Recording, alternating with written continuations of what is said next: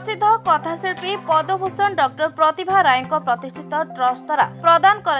चतुर्थ अक्षय उपन्यास पुरस्कार। यह पुरस्कार 2021 मसीहा ठारू प्रति वर्ष 50 वर्षरू कम बयसर जड़े ओडिया औपन्यासिकों को दि जाई। तो वर्तमान मोर स्वागत भाषण में कही सारी प्रत्येक वर्ष आम आह्वान करूँ लेखा 50 वर्ष तौक उपन्यासिक युवपीढ़ीर लेखुंट उपन्यासक मैंने एवं एथरक 16 गोटी उपन्यास आम हस्तगत होता मध्यरू अनेक गुड़ी क्राइटेरिया रही आमर जो मैंने जूरी मेंबर्स थिले से हिसाब से मौलिकता एवं सबुठारु बड़ जिनस है जो वर्गर सोसाइटीर जो वर्गर लोक मानक अवहेलित एक्सप्लॉइटेड हृदयर व्यथा बुझिकी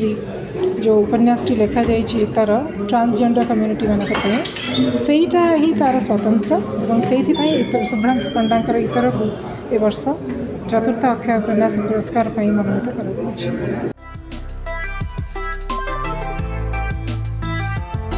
चलित वर्ष यह पुरस्कार पाइबा मनोनीत होइछंती जनाशुना कथाकार शुभ्रांशु पंडा। जयदेव भवन में आयोजित पुरस्कार प्रदान सभारे पुरस्कार स्वरूप श्री पंडा को मानपत्र उपढोकन और 51,000 टंका प्रदान करा जायछि। प्राप्तिर उत्तर देवा सहज दायित्वर नुहे। पुरस्कार मो पई प्राप्ति नुहे बरं एक गुरु दायित्व बोली कहिसंती जनाशुना कथाकार शुभ्रांशु पंडा। निजर उपन्यास इतर निमंते चतुर्थ अक्षय उपन्यास पुरस्कार ग्रहण करने अवसर में से कहते जे दायित्व ओडिया साहित्य प्रति अधिक अनुरक्त और दायबद्ध होबार भविष्य उपन्यास लिखा बेले अधिक जत्नवान होबार जेभली पाठकटीए प्रश्न न करू जे अक्षय उपन्यास पुरस्कार पाइथिबा लेखकटी एमिति एक उपन्यास लिखिछि।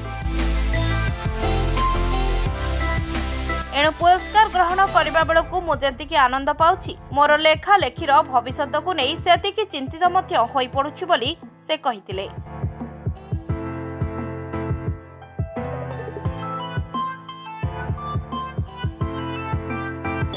प्रथम प्रतिभा राय फाउंडेशन ट्रस्ट जी पुरस्कार देइछन्ती और तार उद्योक्ता तार मुख्य पुरोधा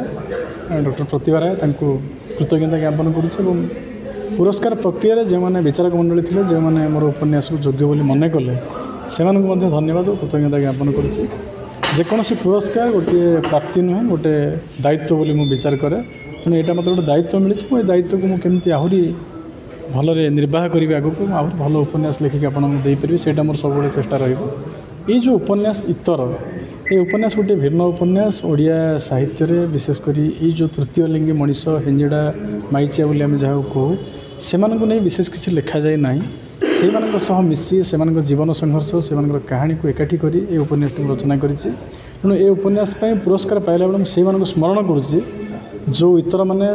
नानादी पीड़ा सही परिवार ठू दूर रही निज गोटे ठिया होती समाज रे परिचय पाई और से कहानी मो सह बांटी ये उपन्यास लिखार चरित्र पलटि सहयोग कर आज स्मरण कर धन्यवाद जनाऊँ। सांबादिकता हूँ गोटे तरबरिया साहित्य और साहित्य हूँ गोटे शैथिलिया सांबादिकता बोली भावे कारण प्रतिदिन आम सांबादिकता भाव में सबुदिन आम साहित्य करूँ गोटे घटना को जहाँ लिखू जहाँ देखू ताकू लिखू साहित्य हठात लिखी हुए ना अनेक कथा आम सांबादिक भाव में लिखिपारूना ताकू साहित्य लिखी हुए से जिनसा आत्मा को छुए जेटा मुझे लिखिपारूना खबर कागज टीवी से अनेक समय घारे अनेक वर्ष पर केबे दिन से उपन्यास ही गल्प ही बाहर देखो कौन सी बही बा कौन सी साहित्य एमती सीधा सड़क समाज को बदल पार मु